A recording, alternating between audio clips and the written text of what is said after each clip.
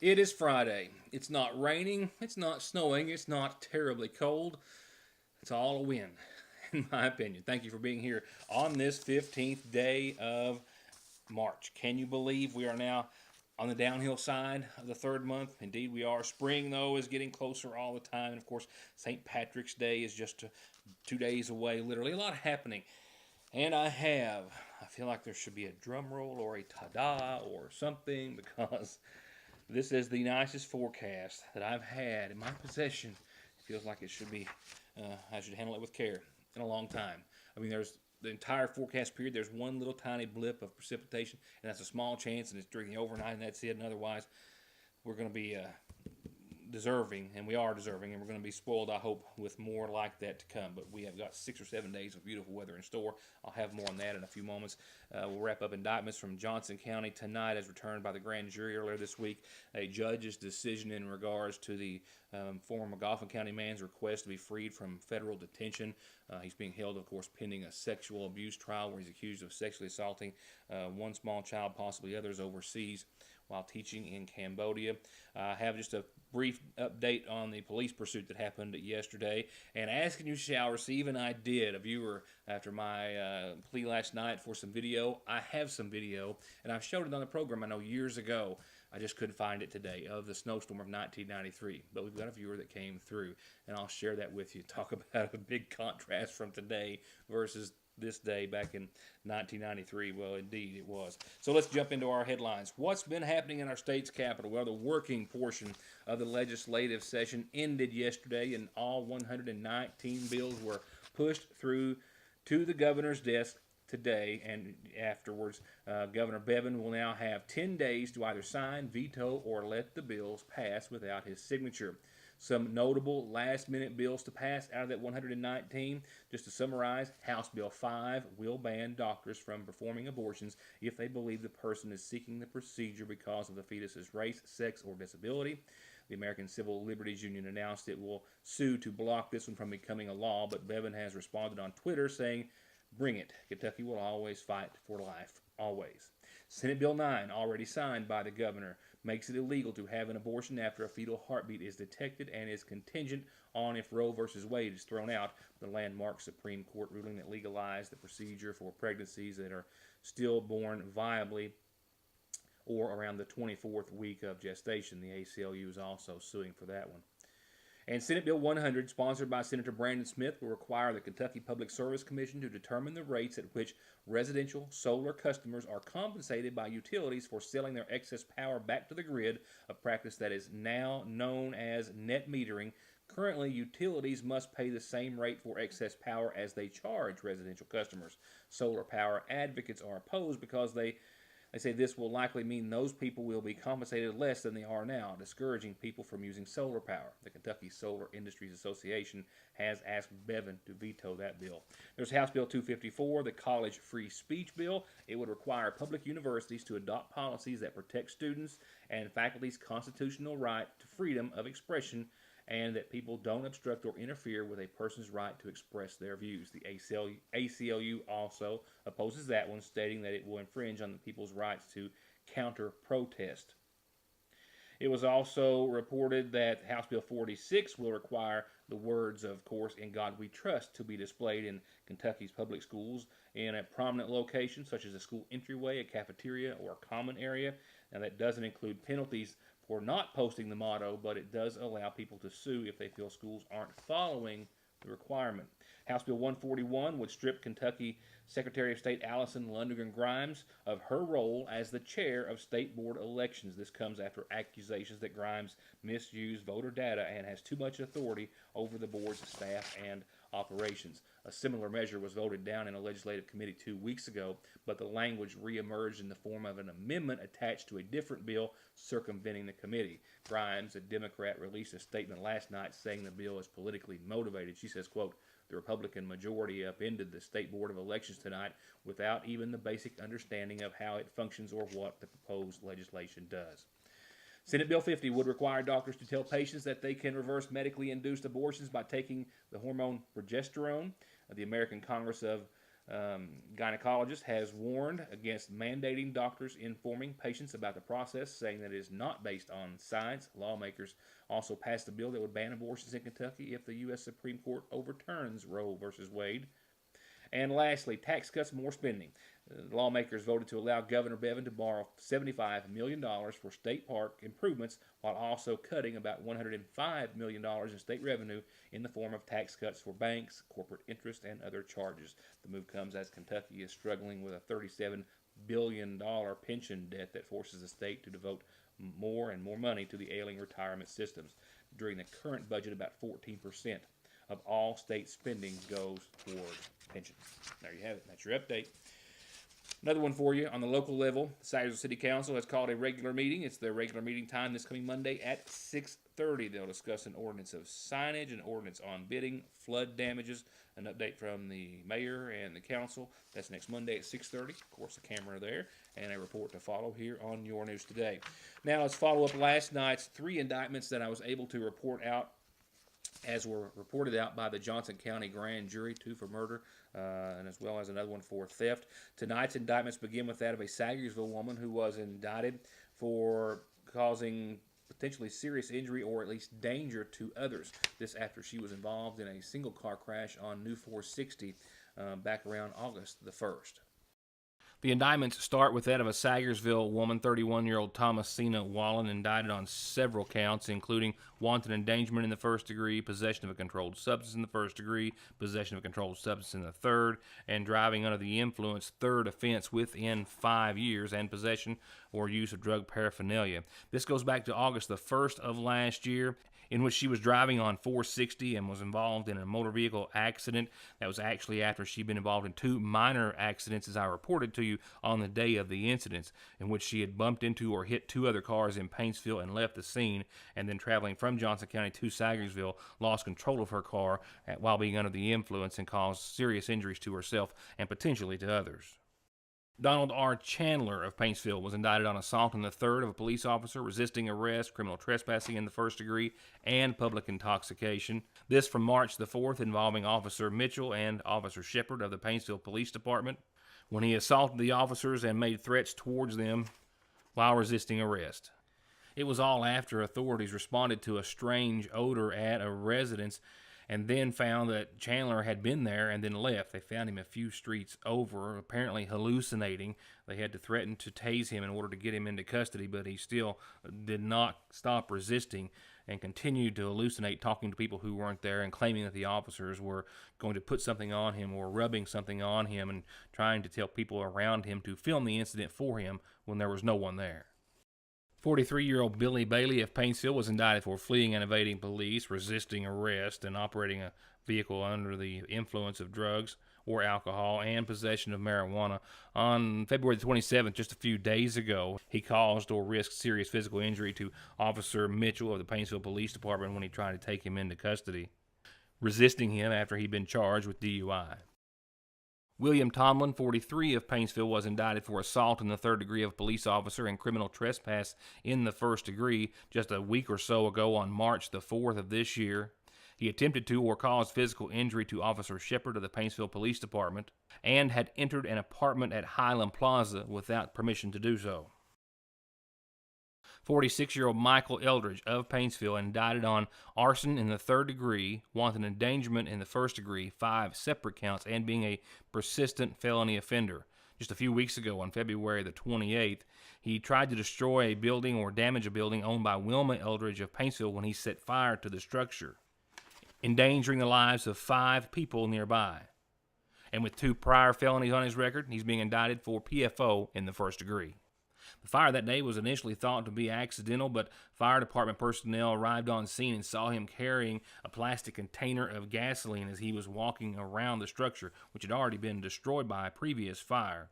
And they believe the fire that he set quickly got out of control. Henry McCoy, 40, of Inez, was indicted for assault in the third degree of a police officer operating a motor vehicle under the influence of alcohol and escape in the third degree, for assaulting officers Holbrook and Mitchell and Stapleton of the Paintsville Police Department after being stopped for DUI.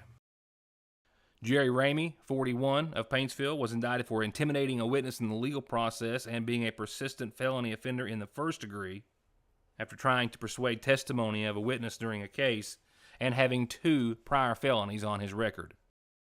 43-year-old Jeremy Burchett of Paintsville was indicted on theft by deception under $10,000 and being a persistent felony offender.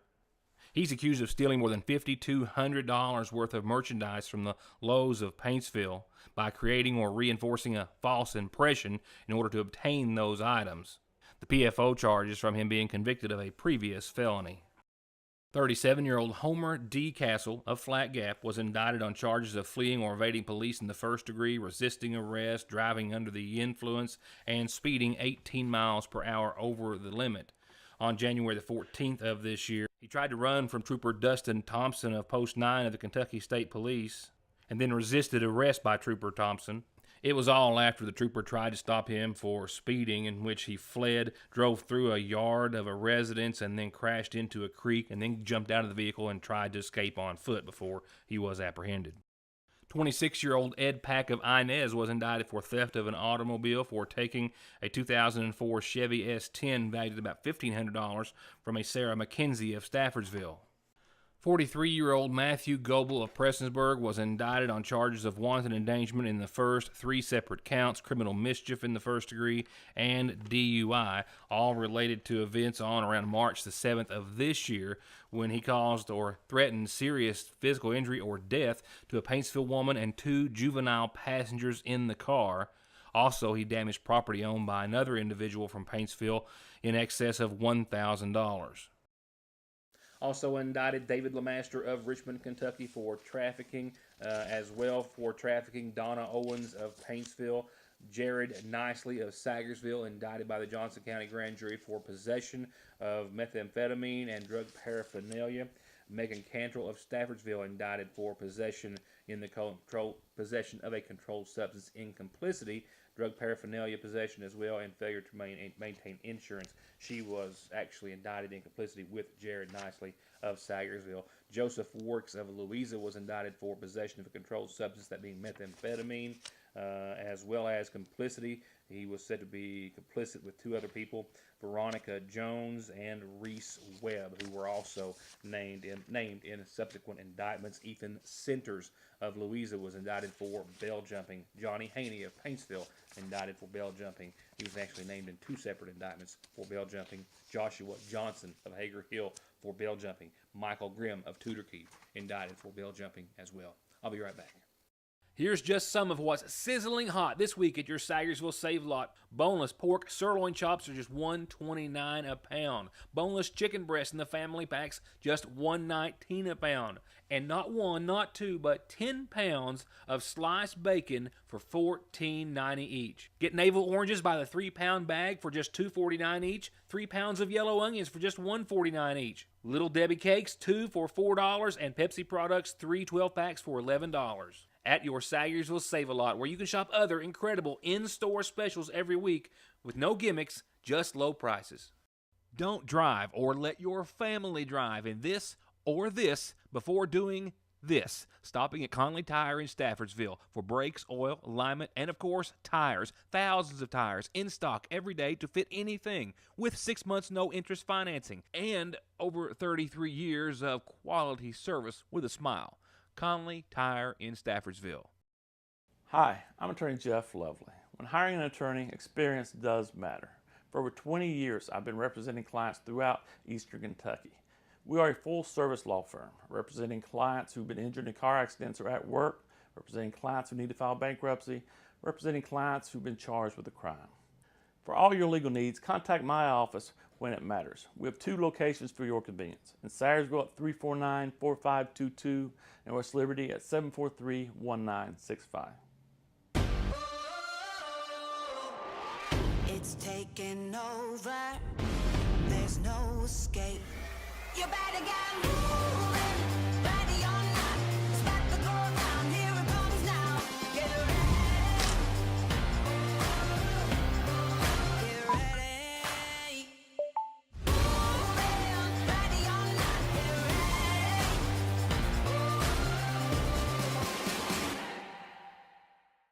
Ultra low carb and ultra tasty doesn't come together very often, but it has at your Sagersville Lee's with our new low carb plate. With tender all white breast strips oven roasted in our famous spices, our famous green beans, and our new ham seasoned cooked cabbage. And for a limited time, get $2 off with a coupon in this week's edition of the Sagersville Independent. That's right, save $2 and eat just about as many carbs at your Sagersville Lee's famous recipe. Colorectal cancer is the number 2 leading cancer death in the U.S., with 90% of new cases in people 50 or older. And while people with family histories have 2 to 3 times greater probability of getting colorectal cancer, 80% of the new cases are in people without a family history. And Hope Family Medical Center wants to remind you that they're here with simple, easy, at-home fit testing so you can get the reassurance you need if you're over 50 or have a family history of colorectal cancer or just want to be sure. It's another way that Hope Family Medical Center wants you to be healthy. Call or come in today.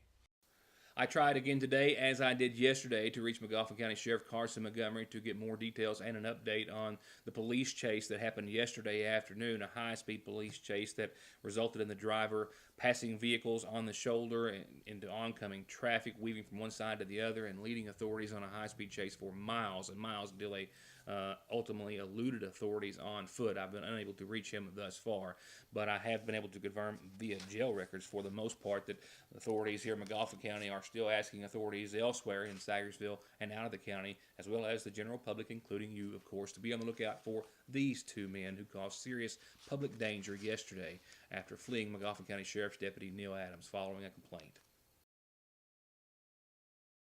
So all I can tell you at this hour is similar to the information that I had last night, that there were 2 men who were in a car.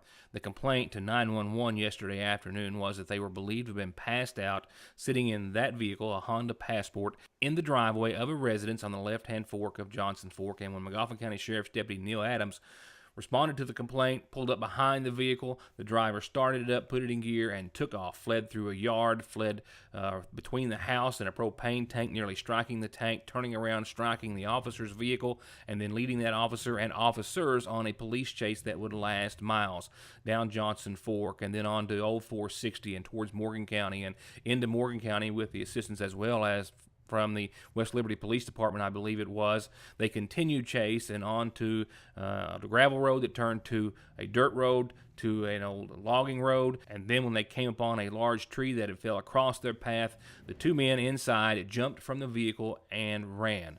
And police continued to give pursuit for another mile or mile and a half, but to no avail. The 2 escaped, but not before being identified by Deputy Adams, who made eye contact with and immediately recognized the driver, who he reports to us was Brady Helton. To the right side of your screen, the passenger identified as Joston Helton. There are warrants outstanding now for multiple charges in both of their names, and they are actively being sought by the McGoffin County Sheriff's Department at this time. Their names have also been entered into NCIC as a result, and we picked up should they be contacted or pulled over or anything of that nature by state police or other authorities. If you have any information on the whereabouts, you can contact the McGoffin County Sheriff's Department or McGoffin County 911. Another update tonight, the former McGoffin County man accused of sexually assaulting a small girl somewhere on the age of 5, possibly others between the ages of 5 and 8, while a teacher in Cambodia is still in federal detention tonight. I've had a follow-up now as there have been several court filings in the past several days on his behalf. He, of course, has agreed to, actually the court agreed to his requested competency hearing to see if he was able to stand trial and understand the charges against him. That has not been ruled on as of yet. However, the judge in the case has ruled on a motion by Mickey Rife in regards to him being detained pending his trial. On February the 1st, United States Magistrate Judge Matthew Stinnett determined that defendant Mickey Rife should be detained pending trial pursuant to the Bail Reform Act, that which of course was challenged by Rife through his attorneys in an objection. And in consideration of that objection, the judge says that in considering the evidence of the United States, however, he found that the United States proved by clear and convincing evidence that Rife did pose a danger to the community and therefore should have been detained. again, not being considered a flight risk but a danger to the community. And therefore, the judge has ruled that Rife's appeal of that order is overruled, and he shall be held in federal custody pending trial, which is still set to be held the 9th of April.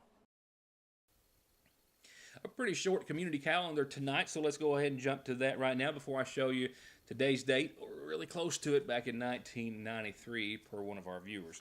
With that said, a couple of reminders and a birthday brought to you by McGoffin Farm Bureau.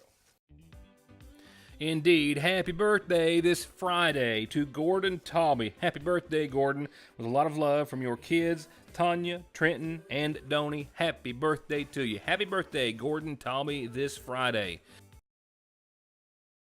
And one last reminder, moving on to the rest of the calendar, the McGoffin County Board of ASAP meets Monday at noon at the McGoffin County Health Department. Lunch is provided, and everyone in the public is encouraged and invited to attend.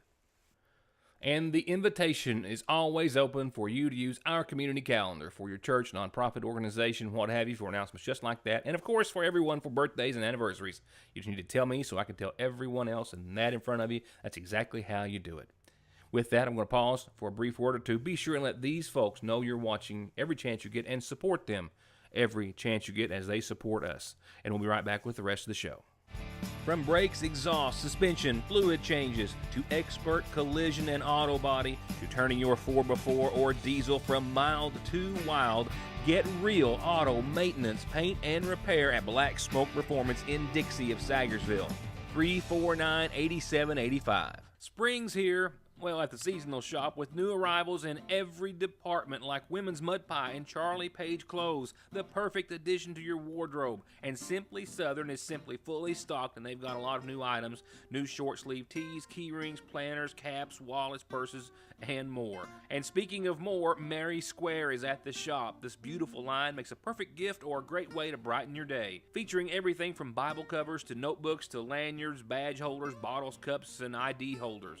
And their home decor section is absolutely filled wall to wall with new arrivals, all to make your house the home you want it to be. All at Fraser's Prater Drugs seasonal shop. It's tax time, and that means it's time to cut prices at Gateway Motors. Check out this gorgeous 2013 F-150 Crew Cab. Books for over $17,000. Their price $14,900. This 09 one-ton E350 van has got only 119,000 miles on it. They've got it priced at $7,900. It books for over $10,000. Come make them an offer. This 09 Chrysler 300's got leather, nav, heated seats, and more. $4,900. And this 06 Ford Explorer is in great shape. Only 84,000 miles, new tires and more, while they last at Gateway Motors in Sagersville.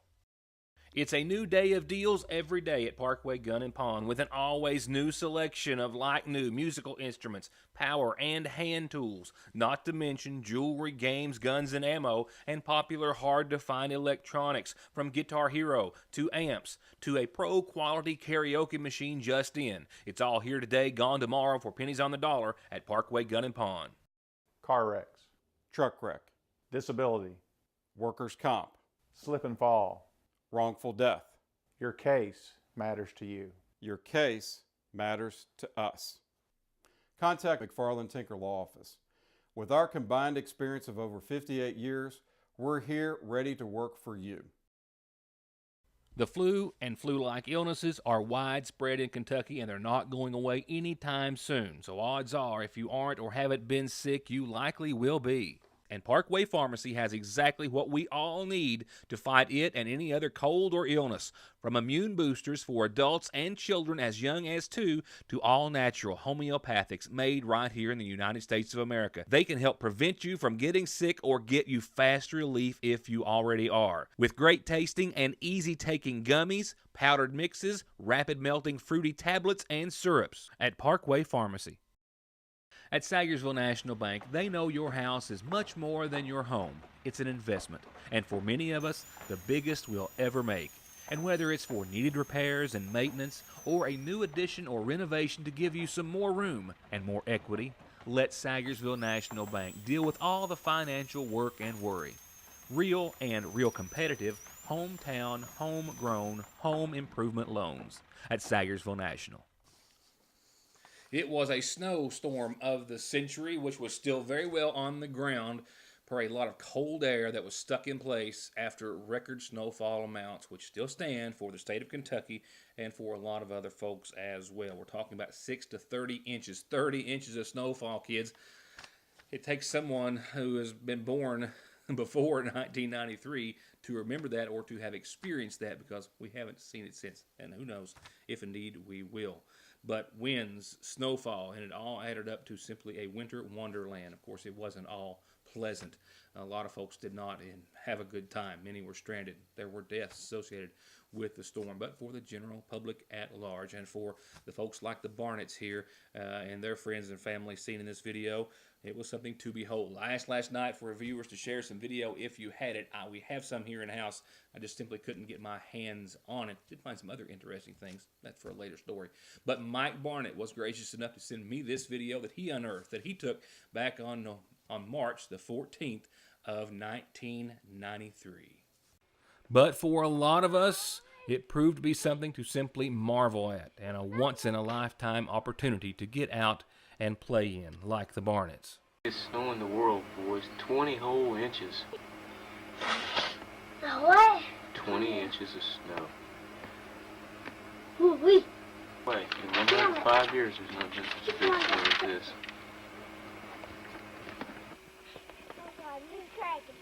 Bam!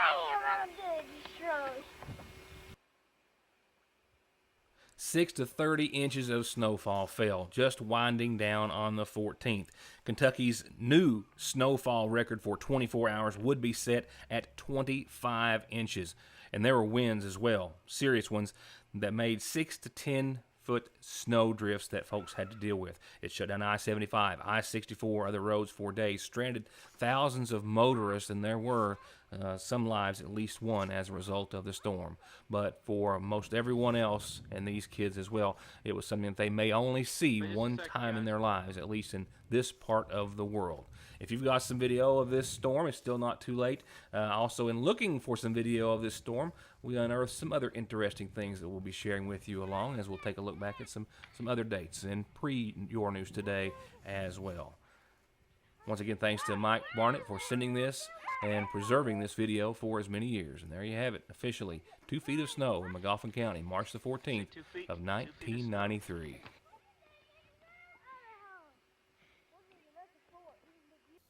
All right, in a stark contrast, not just from that video, but from all the weather we have had all this winter season, which is almost over, your forecast is before me from the National Weather Service, powered by Licking Valley RECC. And when it's that short, it's very sweet, and only one little chance of rain throughout the entire thing. And that's during the overnight later on in the week, so pretty nice. Indeed, indeed, it's absolutely the best forecast that I've had in my hand and read to you at the same time in a long, long time. Short and sweet, mostly sunshine filled, and only a few chances, and they're small ones, of some showers. So let's get to it. This is a good way to end the show. Tonight, a low of 29, winds still out of the west, still breezy, 7 to 25 miles per hour. I've been watching the streetlights sway back and forth outside the newsroom all day today. Skies, though, continually becoming clear tonight and tomorrow. Improving temperatures for your weekend. How's that for you?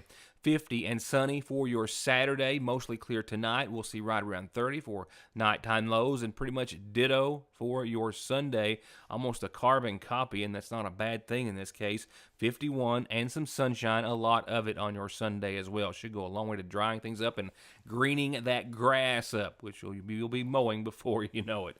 Nevertheless, only partly cloudy skies Sunday night, and the beautiful conditions roll on through the first of next week, cooling off a couple of degrees down to 47 for daytime highs, but still mostly sunny, still mostly clear that night, still mostly and absolutely no word of any showers or rainfall between now and next Monday. And in fact, you can actually roll another day or two into that as well, because Tuesday, sunny and 50, a low of 31 that night, partly cloudy. You can see a nice consistent pattern here, and that's nice to say for a change.